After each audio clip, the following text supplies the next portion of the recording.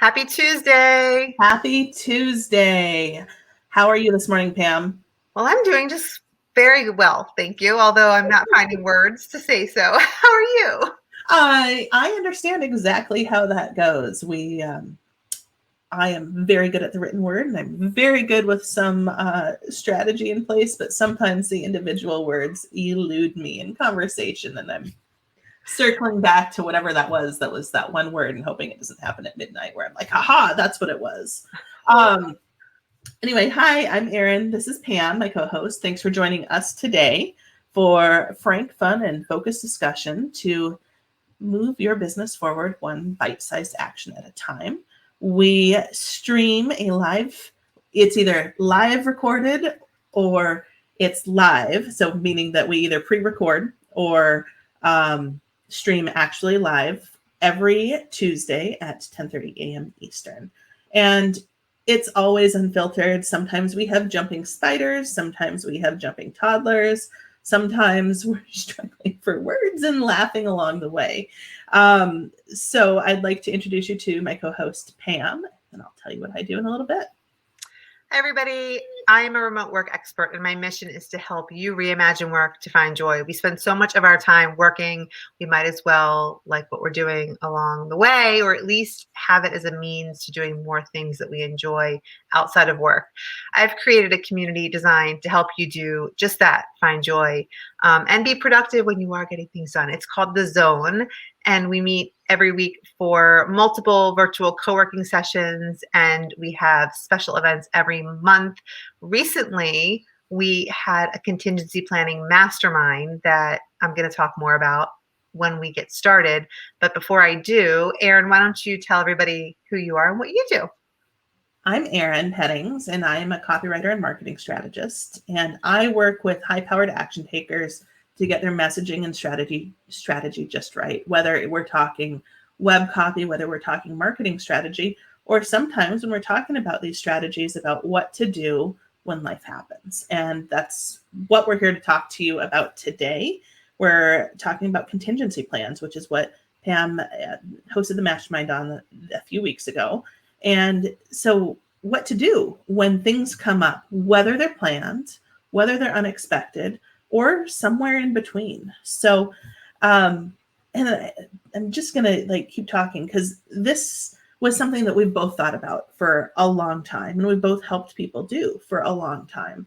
But it really became crystal clear last year when the pandemic was starting that what happens if we get sick, if one of us goes to the hospital. And it was, I don't know about you, Pam, but for me, it was at the back of my mind, what happens when so much of what was going on with COVID was unknown. And there were new developments every week because we were learning more and more about this thing. And it's oh, this is really scary. Oh, maybe this thing is a little less scary, but hey, this other thing is.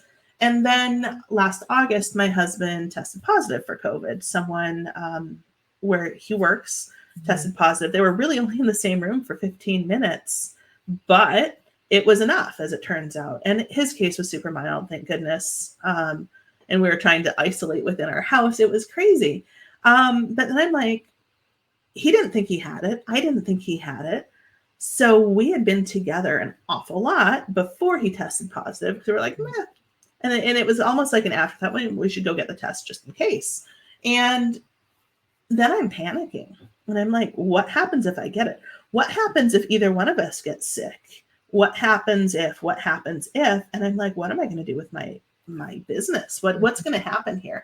And I thought about it, but it was just it was kind of crazy. Anyway, so I started creating the base of my contingency plan, which really was as simple as a list of my clients and a list of people that I work with who can we can pass off projects or just some canned emails that we can generate so that I could say to my sister-in-law, who's my accountant, or to my bookkeeper, who could reach out and be this happened.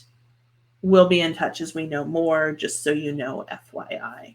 And then kind of when things were not so panicky on my end, I reached out to Pam and I was we should totally create a workshop around this. And we put a lot of work into thinking through all the permutations, and it has grown and shifted and contracted and changed.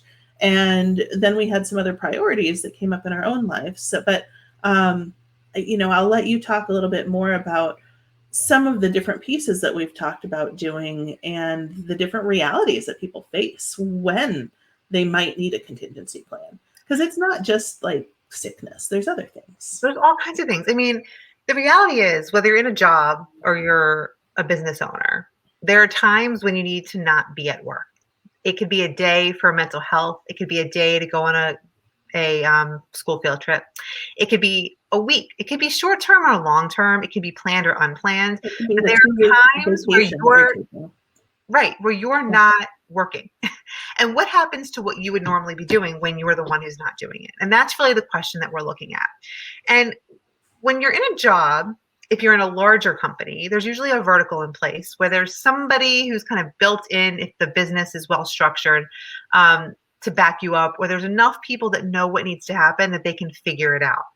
When you're in a smaller business job or you're in your own business, there's less of that automatically that kind of can happen organically. But even in a larger firm, there can be one person who knows where all the keys are, so to speak, and you need to make sure there's a backup for that. So when we talk about contingency planning, we talk about this at a lot of different levels, and it's very unique to each individual circumstance. But what isn't unique is acknowledging that you need some sort of plan and putting that in place before you need it. So today is your wake-up call that whoever you are, you need a plan, and don't freak out. It's okay if you don't have one, because we're going to talk a little bit about things that we've learned at the Zone Mastermind a few weeks ago. There were some great conversations, and the best thing to me that came out of it was that recognition that it's okay not to have that plan, but now that you know, we need to put one in place so that you're working towards it. And it's something that every quarter, like any good system, you'll always hear me say, you're revisiting and updating to make sure that you're on top of that, so it doesn't become something stressful once you get over that hump. And when we talk about when would you need one, you might need one because you want to take a vacation. You might want to just go away and turn off your email and leave your phone away for a week or 2 weeks or a month. We were supposed to go on a 10th anniversary trip as a family last summer to Europe, celebrate our wedding.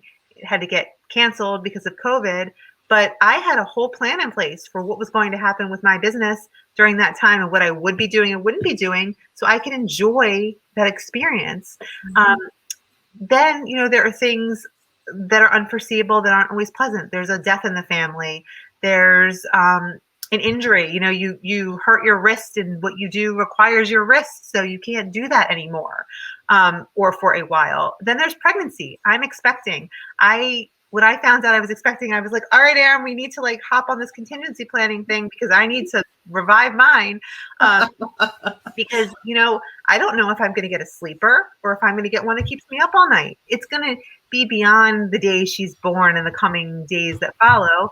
It's going to be for a little bit longer, because in my business, I am the key provider of strategy, although I have other people that I work with and do different things. So it's recognizing all of these different types of things that come up. And it's also figuring out other times, and sometimes you need a contingency for your discussions and your podcasts because your toddler comes up and is telling you she has teeth. Oh, well, that's exciting. Yes. And so Campbell has teeth. They're beautiful teeth, Campbell. Do you brush them? You brush them? Mm-hmm. Okay, good. Aaron, you were talking about kind of the feast and famine that happens sometimes in your business, and how that's another time that we can use. Losing it over here. Don't mind me. All good. My contingency plan today is my mother who lives with us, and she is going to help Campbell brush her teeth so that, yeah. That's good. So, but yeah, speaking of the feast or the famine, the fire hose or the trickle, that's really, I think that's a normal cycle of business, but it can be panic inducing when you don't have it. And so by having those contingency plans for either the things that you're going to do, the things you're not going to do, or giving yourself permission to take that time and what that looks like is really powerful.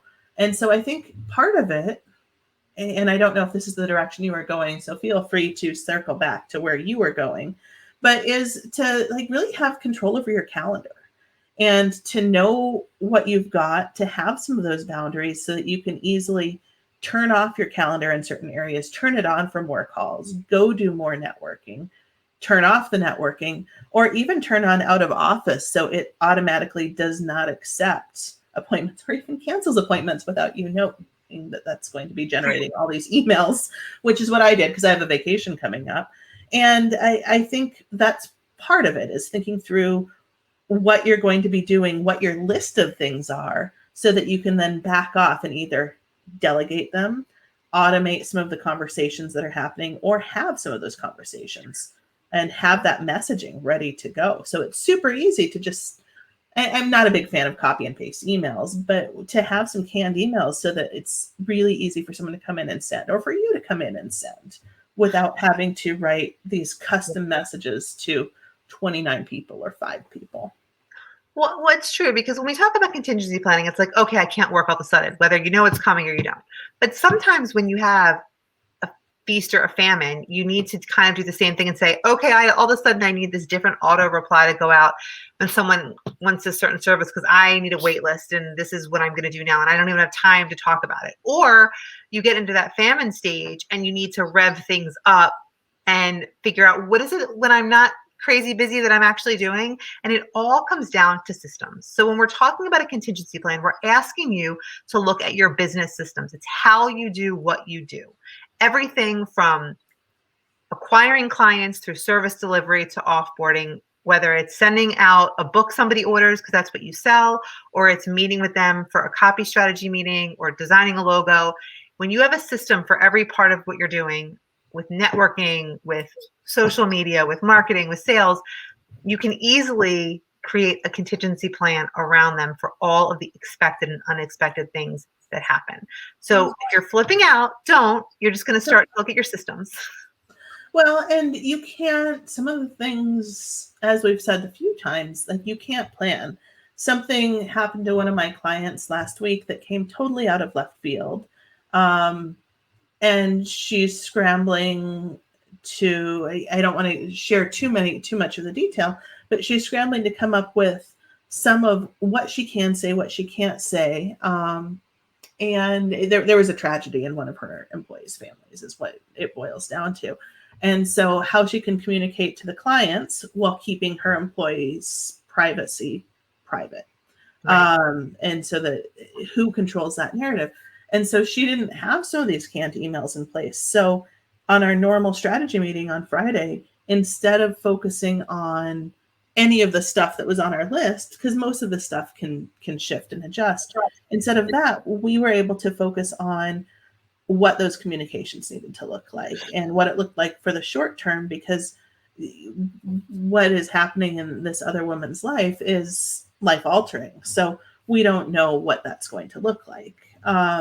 So I mean, I think the biggest thing to know about contingency plans is have some of the stuff, but you can't forecast everything. You can't plan it. So don't stress about trying to get all the details. And it's a living document. There's nothing that says that the contingency plan, if you sat down today after hearing this episode for like 6 hours and you're like, I'm going to just hammer everything out and get it ready, that may not be accurate in a month's time, or it may not be accurate in 6 months' time, or it may be shifting. It may be totally accurate, or it may shift with 1 or 2 details. So I think you mentioned revisiting it quarterly.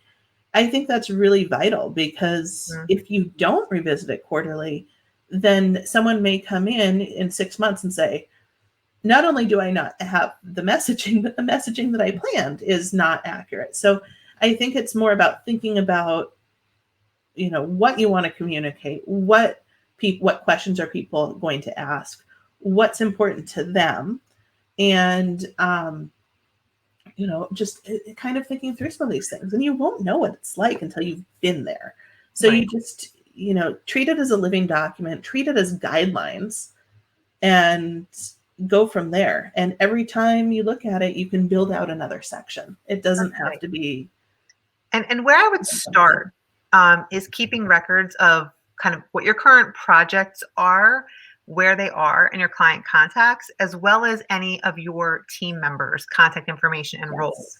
So whether it's a job description or what their duties are, that's where I would start, both so that they can all be contacted in a need and in a time of need, and also so that if somebody's stepping in for you in some way, you can say, you can talk to this person. She can help you with this. She knows where to find it.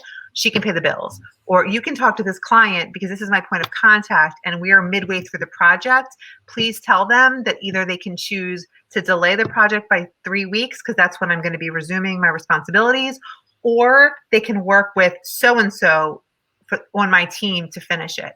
And you have different things ready to go. And if that part is ready, you're halfway there because it's about helping people find what they need. Similarly, using something like a CRM to organize this is great if you have a lot of contacts and not just a list, but you also want to think about passwords. So like certain things you don't really want to share, but LastPass and some of these other tools that are out there allow you to give someone access, if necessary, to certain systems and tools from the back end without giving them kind of all the keys to the castle, because you have without getting too technical, you have like your primary password and you delegate it to them by email.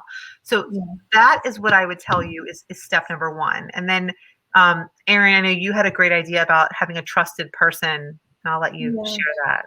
Well, and so I'll go back and I'll say that mine is not fancy. It's a Google document that 4 people have access to right now. My bookkeeper, my husband, my accountant, and my VA. And that's probably going to be 5 pretty soon, because I think I'm just going to give Pam access too, because she knows so much about my business and how I operate. But and the idea is that you have a trusted person who can log in and give you access to whatever the things are. And right now, I trust any of those people. Although the reality is, if something happens to me, my husband will not want to focus on any of this. But he could say, "Oh, I can log into the computer and get the stuff that to you that you need." He may need you to walk him through what to look for, but he can do that. So but it's a Google document. It's super simple. It's just a living document that I update periodically. And if clients aren't current, they get moved down to the bottom, because the way that I work with people, it's so relationship driven that they would want to know, even if we're not currently working on any projects. Right. But I think it's just that, like, you have this, for me, it's this document, and I have 4 people that I trust to come in and evaluate and just reach out. And even if it's not 100% current, so what's the harm in reaching out to a past client and saying, something came up with Erin, I'm not sure where this thing is, but I just wanted to let you know she's out, in whatever. She got hit by a bus. She took a She's hiking for 3 weeks. Vacation. Her husband decided to surprise her with, a vacation, whatever that looks like. So I'm coming in. She had no idea it was happening. These are the things that are going to happen. Or Pam is having a baby. The baby came a little early, so she's out a week early. Right. Whatever that looks like. So that those conversations happen. And if you can have the tidbits, even if it's like Mad Lib style, Erin, blah, blah, blah, blah, blah. She's unavailable for blah, blah, blah, blah, blah. I'll share details when I can. Wanted to introduce myself. I'm your name here. I'm not sure where X project is that you were working on, but she'll be back to you in a week. Or, if the worst happens, and you have to have some of those uncomfortable conversations, like, what if the worst happens? Right. Then it's like, cool, this person can pay the bills, and there's enough money in the account at all times to pay whatever the bills are. And then we trust them to close out the accounts, or we trust them to close out the relationships. And I have a list of copywriters that I love too. Like, if it's, depending on what it is, I might be referring people to Pam. She may not be a copywriter per se, but if it's talking about strategy and some of the messaging, she's absolutely a great person to talk to. If it's, a copywriter who's working on a launch project or some of these other things, then I would say, hey, I want to hand everything over to Maria or Taylor or whoever these people are, so that I know that they can at least get the job to a point where you can pass it off. And maybe it's the start of a great relationship. But Right. in the end, I just want to know that people are taken care of.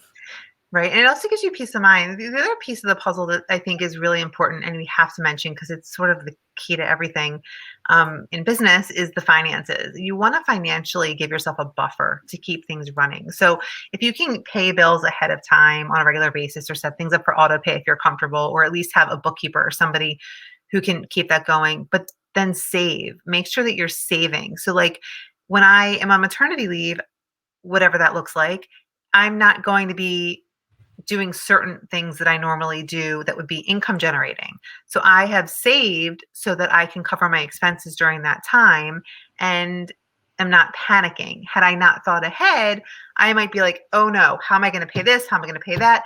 It's very important because everybody does different things with their finances and their business. And that's why planning your content, planning your social media, planning all the things that keep you visible and moving forward are really, really important. Um, because And I you think go that ahead. redounds to looking at bills and subscriptions too, so that Yeah. you know what's coming out. And I think it also, and I'm not a financial advisor by any means, so please don't take this for anything. But I had a slow May. It was the slowest month I've had in well over a year. But because I've been fairly conservative with the way that I pay myself, it was not a big deal. I mean, it was stressful to me because I'm like, what is going on here? And it turned out to be a blip on the radar. I hope. Um, but I mean, I think that's the other side of being planning your business and having those healthy accounts Right. is when that fire hose turns to a trickle and you're like, where is this coming from? And it's looking at your It's not contract. the end of the world. It's looking at your contract. So like I told people long in advance who I had contracts with that there's going to have to be a deviation from our normal protocols for how we meet for my ongoing retainer clients so that they are aware of that because you have contracts with them and you want to make sure that you're doing everything you can to comply. So we're going to have a workshop in the fall and we're going to take you through all of this. Yes. And we're going to give you a lot of information and I'm going to have even more firsthand experience at that point personally. I think we both will at this point. Yeah. But just know, like in the meantime, you can always reach out to us, and we are over the summer having limited one-on-one VIP experiences where you can work with us for a half day to work on your own contingency plan and at least get it started, maybe even get it done, depending on how complex things are.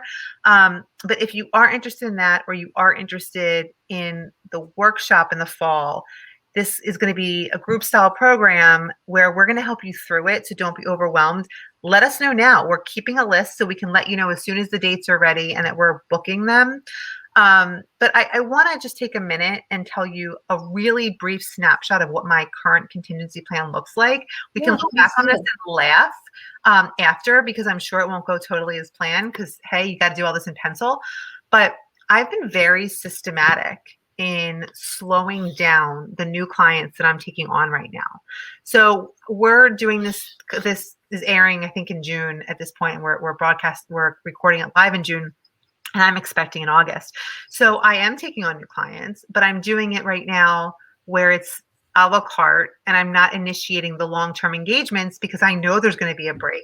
So I will meet with someone as if they were a long-term person, but I'm not entering into the contract right now for that because I want to be really fair and open.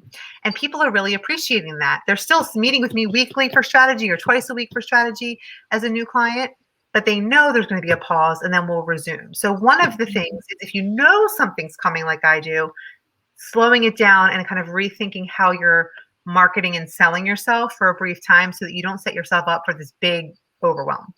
The second thing, and I think that's smart. I think, and one of the things that you've said multiple times is, I know August is going to be mostly devoted to the new baby. I don't know what September looks like at this point. So right? I'm managing that based on not being available. And then you can always change it. And I think that flexibility is key. Massively, both for your peace of mind, but also for your practical implementation. Because right now the baby's not here. So like it's easy for me to say, oh yeah, right after Labor Day, Erin, we're going to do this and I'm going to help you.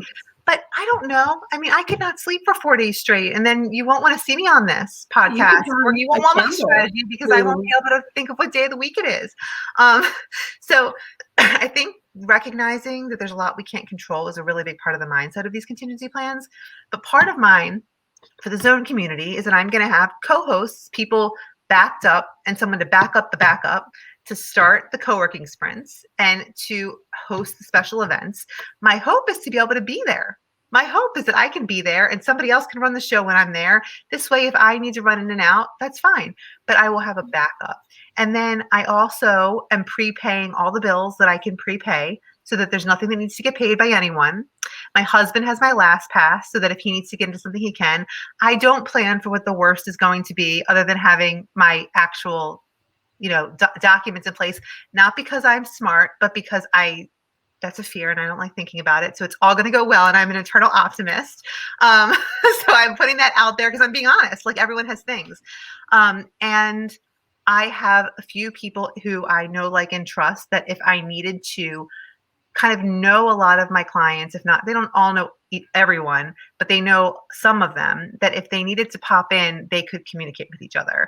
And they know enough about the other ones, even if they don't know their names or all their circumstances, because we always talk holistically with strategy, that people could pop in where necessary. So my plan is pretty simple, which is eliminate what I can, automate what I can, delegate what I can. Sound familiar, friends? And avoid the one thing that I don't like to think about, which is not a good plan, but I'm being honest with you. And I plan to. That's what this is all about. It's about, coming to the things as you can handle them. And at some point I'll tackle that. But right now it's about life for me. And so I'm planning for everything up to the worst. I'm not going to. Well, I mean, I think, but even from there, like, because you've got the systems put in place, I don't think it would be. No, things are going to be fine, of course. Right, but it would be fine. It would be fine. Like, I'm not leaving anyone in the lurch is the point. Yeah, and I think that's all that you can do is exactly. Like set it up so that someone can step in. Yeah, and the reason that I'm even bringing that up is, and I'm saying it a little bit in jest, is that there are things that might overwhelm you. You might think to yourself, like, there's no one who could do what I do, and it could make you feel like sick to your stomach. Don't let it. Erin, I don't know if you have anything else you want to share about your plan. I know you've shared a little bit along the way. Yeah, I've shared. I mean, and it's not that formal because I don't have concrete plans at this point. Well, I mean, that's not true. I have lots of concrete plans, but most of mine are one day and at the maximum 2 weeks. And so my plan is I'm not having surgery. I'm not going to be out of it. I'm not going to be nursing a newborn. I'm not going to, I mean, my daughter, who's 3, finally started sleeping through the night in the last week. And it's been amazing for the first time in 3 years. So, I mean, but I'm not going back to that newborn cycle. So my brain power is only going to be challenged by the fact that my kids are home for the summer, which is a whole different thing to talk about in a contingency plan workshop, right? Figure out how you're going to manage your schedule when they're home all the time. Because even though they were for the last year, all of a sudden having them back at school for the last 4 months has changed the way I look at things. But, so for me, it's all about marking out the time on my calendar for saying when I'm not going to be available, but knowing that I'm going to be checking email, no matter how many times people are like, don't check my email. It's like, well, then don't send it and I won't get it. But, it's just, I'm going to have autoresponders set up. I'm going to have all these things for when I'm out. So again, we can talk about this for hours and hours and days. So I want to let everyone go at this point because we've gone over our 20 minutes and we're approaching 30, but hop on the wait list. Email us hi@thezonecommunity.com. If you have questions, if you're interested in learning more, and by the way, hopping on the wait list does not by any means mean that you have to do this. No. All that it means is that we'll let you know. You'll be on the first to be in the know when we open up the doors. And it's going to be awesome. It's going to be accessible. And then, in the meantime, tune in next week. We're going to be talking about other things that have to do with systems. Hey, maybe next week we should talk about workflows since we've been talking about this so much over the last couple of days. Sure. We haven't really set out like what we're going to talk about next week yet. Sometimes we're well planned and others we aren't. But join us next week to talk about workflows, and that will probably help get you in the right mindset to be thinking about others of these things. And maybe you'll have enough together to be coming into our workshop this fall and really get some action made. Definitely. And if you have specific questions or thoughts about workflows, just contact us on social media or email us. We'll incorporate it in our conversation. We always try to do that. There'll be a poll coming your way on LinkedIn so that we can hear from you and know where you're at. So have a great week. We'll see you next Tuesday, and thank you for tuning in. Thank you.